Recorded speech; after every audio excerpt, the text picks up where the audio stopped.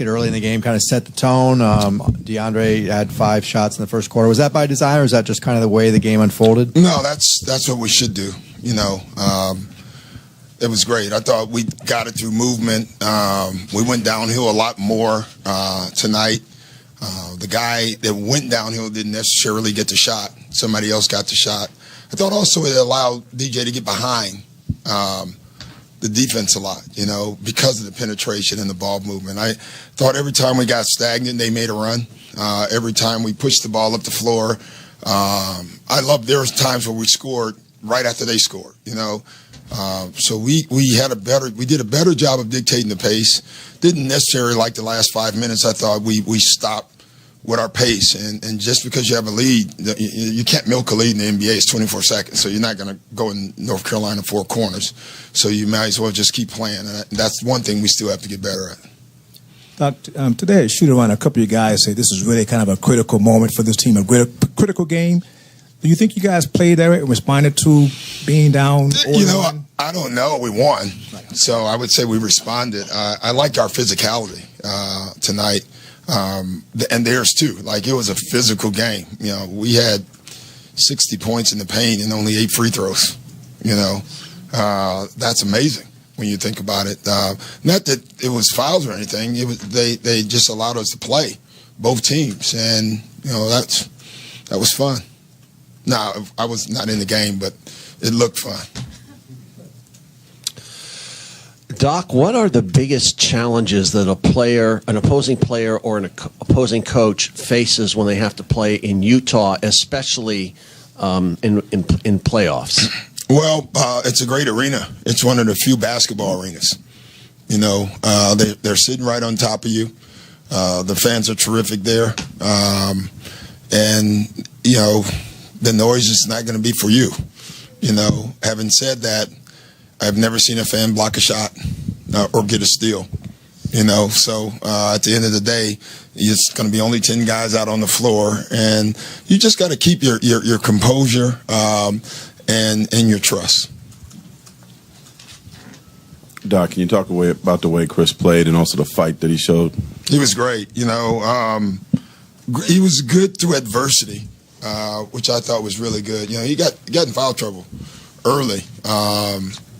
And we weathered that storm as a team, but he had to weather the storm, sitting, and those uneven minutes for guys threw you off. And I thought it never threw him off. I thought he kept his rhythm, he kept his patience, he kept his peace, if you know what I mean. And so I thought that was terrific. Coach, right here. The play of Raymond Pelton seems to be is what the Clippers need when he plays well. He was good tonight, and the scoring, he didn't do much of that.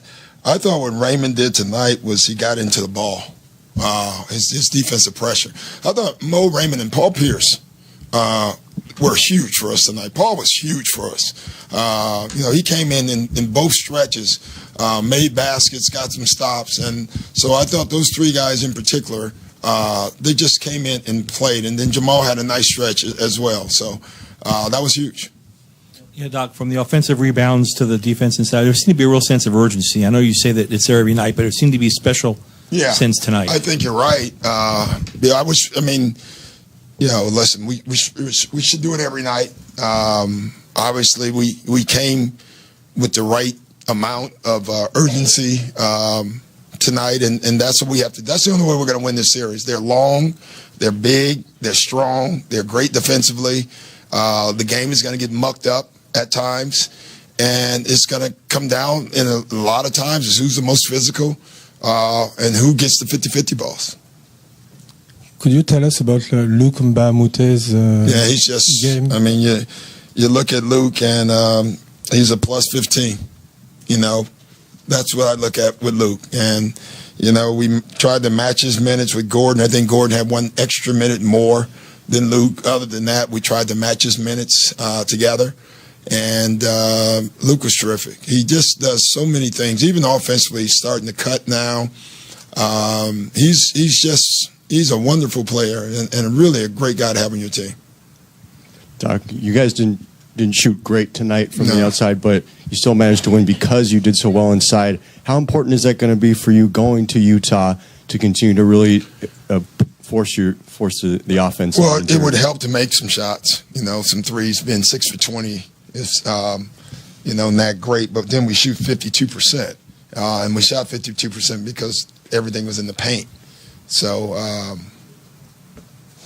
that's good. But we need to open it up a little bit. We got to make some shots. All right, thanks, guys. Wait a minute. You got a smart question today? Hey, wait, it better be good. Oh well. Did you try to score fewer points? No, I'm not going to ask you. No. How do you manage that the balance between going to Jamal, who's obviously an offensive threat, versus Luke, because there are mismatch issues? Yeah, it's tough. For the most part, we're trying to go Jamal and JJ, and that's what we're really doing. And so that's what we're doing more. If it's a last possession, you can go JJ, Jamal. That's when you do it. We almost did it at the end of this one. We did once, and then we went back. So that's what we're trying to do. We just can't have. They're too big for us to be too small, and so we have to try to keep the right amount of size on the floor. Much better job today. Thank you, guys. All right, guys. We'll have Quinn Snyder here in a few moments. For the Clippers, we'll have.